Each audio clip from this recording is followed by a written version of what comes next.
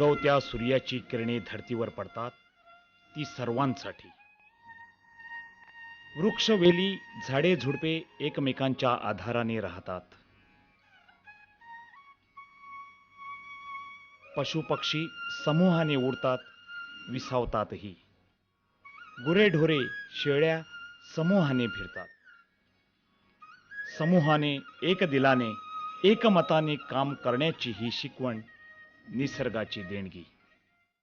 जातपात पंथ भेद विसरून सर्वांनी एकत्र राहावे, समूहाने काम करावे हा संदेश देणारा दसरा म्हणूनच साजरा केला जातो. सामूहिक राहतो.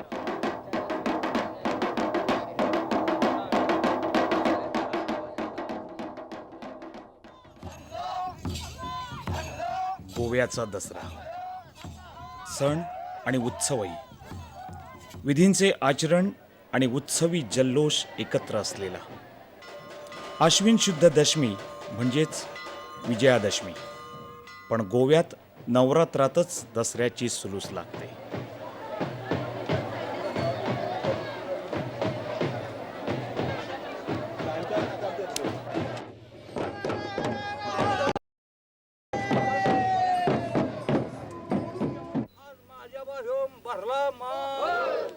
प्रमुख 12 जातींचे 12 लोक एकत्र जमतात. दसरा साजरा करण्याचे ठरवतात. यात ग्रामजोशी भट असतो. सोनार, वैश्य, गुरव, गावडा आणि हरिजनही सर्व जाती एकत्र आल्याखेरीज इथं दसरा होतच नाही.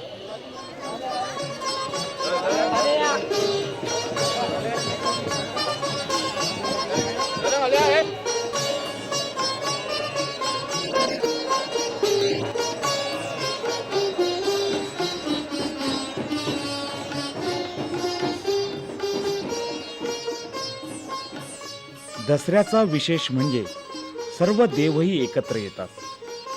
माणसांनी एकचित्ताने राहावे ही धारणा जोपासण्यासाठी विभिन्न प्रकृतीच्या देवांनी एकत्र येणे, भेटणे गरजेचे असते. त्याखेरीज दसरा पूर्ण होत नाही.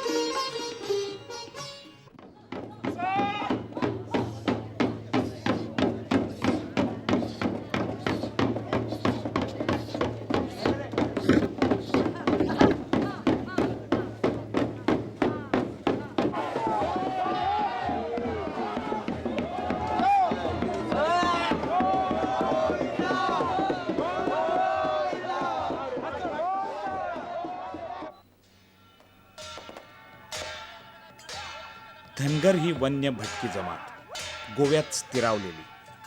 जमातीची सांस्कृतिक अस्मिता कायम राखून गोमंतकीय जनजीवनाशी नातं राखणारी.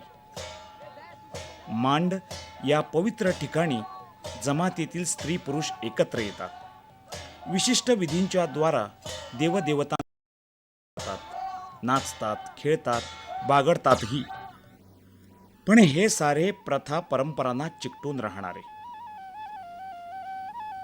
गुरे, शेळ्या यांना त्यांच्या जीवनात प्रेमाचे स्थान, त्यांचा मायेनं प्रतिपाळ करणारी ही जमात.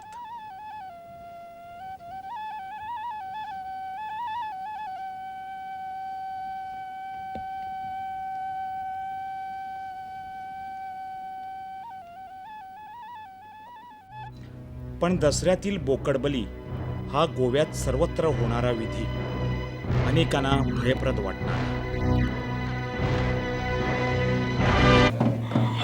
वस्तू देऊन ऊर्जा मिळवणे ही भारतीय संस्कृतीची परंपरा. जीवनासाठी आवश्यक सर्व देणाऱ्या धरित्रीला अनमोल मानवी रक्त देणे. रक्त मिश्रित चरू सर्वत्र शिंपडायचा असतो.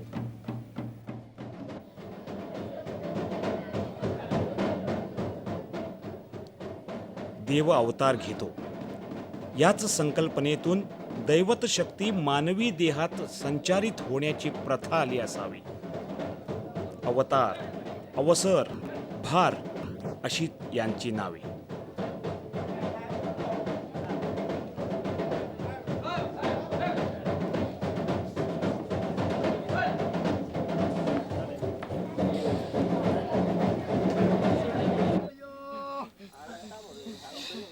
संचारित व्यक्तीला कूड म्हणायचे. अवसारामार्फत दसरा पूर्ण व्हावा म्हणून आणि यथासंग झाल्याचा शब्द घेणे आहे. सर्वांनी एक दिलाने काम केले तरच हा शब्द मिळतो असे गोमंतकीयांना वाटते.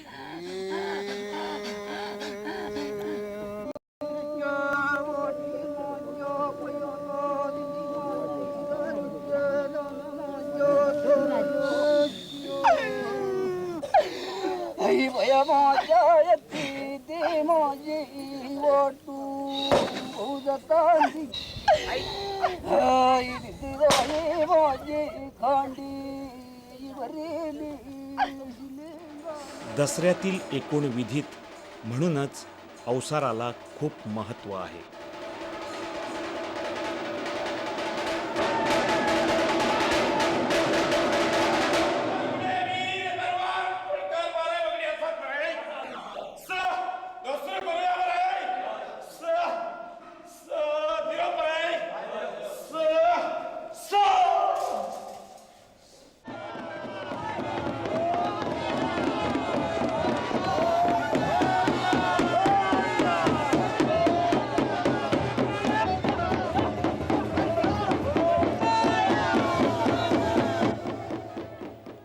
कधी देवांमध्येही रुसवे फुगवे होतात, त्याचे निराकरण माणसानेच करायचे. गावाने हे कर म्हणून सगळे कार्य परिवर्तन करून घे. आता माये जर 12-25 उत्तर करणार म्हणजे तू गाव माया येतो वडली किती फाटी होता तू फाटी किती वाटतो घे 12 वांगडे म्हणता 12 वांगडे येतो आणि उभे रावले कडे फाटी किती बोललो तू गेला किती तुला नाही कार्यक्रम आता बरे भाषण सोबत बोलून घे.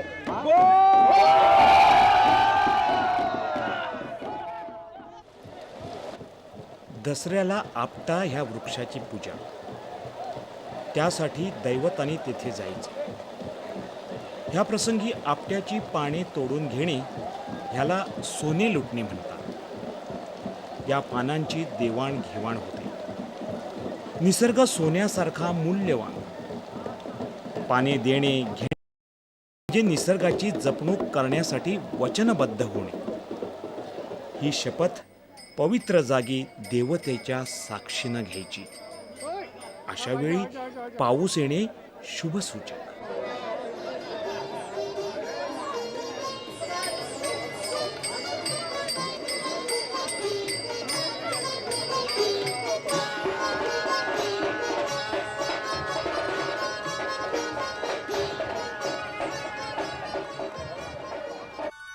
दसरा पवित्र दिवस. ह्या दिवशी शस्त्रपूजा करावयाची. शस्त्रे केवळ प्रहार करण्यासाठी नव्हे तर स्वसंरक्षणासाठीही. हत्यारे, आयुधे, शेतीची अवजारे, जगण्यासाठी अन्न मिळवण्यासाठी ज्या ज्या वस्तू उपयुक्त ठरतात त्यांच्याबद्दलची ही कृतज्ञता.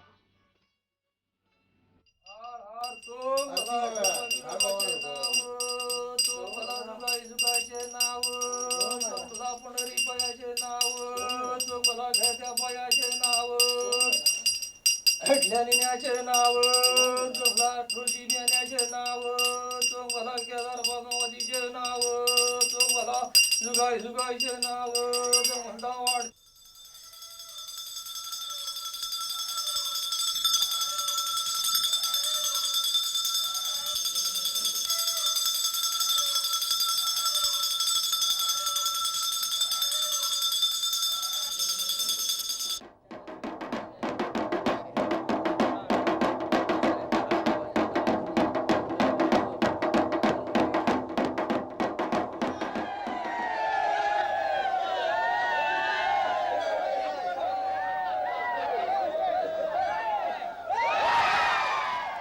कोहळा कापणे म्हणजे अशिष्ट अरिष्टाचा नाश करणे, एक एक अभद्र दूर सारणे. त्यासाठी कोहळ्याचे शतखंड तुकडे करणे.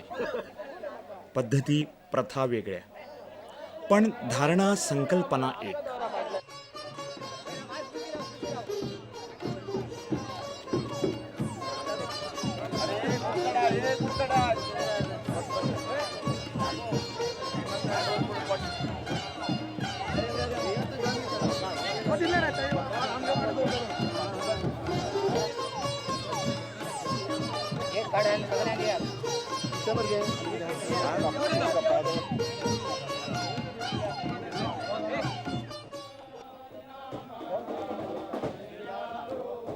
तरंग हे देवतेचं प्रतिरूप.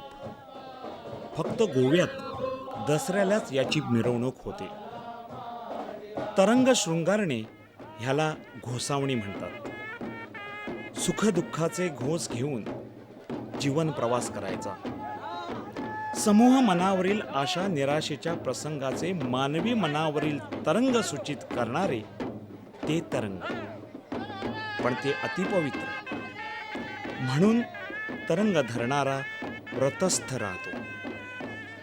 त्याच्या अंगात देवाचा संचार होतो. अगम्य अनाकलनीय शक्ती पलीकडचे तरंग उडतात. म्हणूनच हे तरंग संकटाच्या लाटांवर यशस्वीपणे तरंगणे शिकवणारे ते तरंग.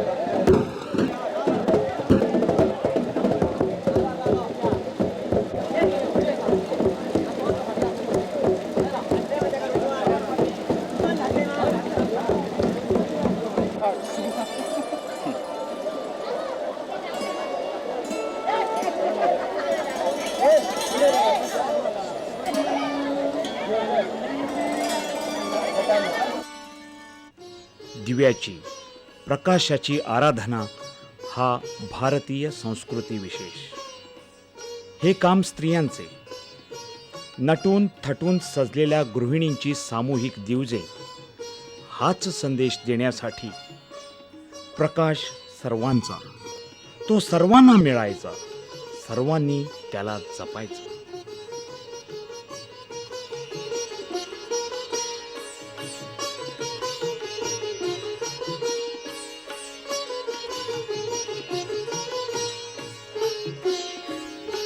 सूर्याच्या सहस्रावधी किरणातून भूतलावर फाकलेला प्रकाश शतशत ज्योतीमधून विसावतो, स्थिरावतो. सांगत एक रहा, एकमतानं, एकचित्तानं एकत्र काम करा. प्रकाश घ्या व दुसऱ्यांना द्या. दसऱ्याचा हाच संदेश.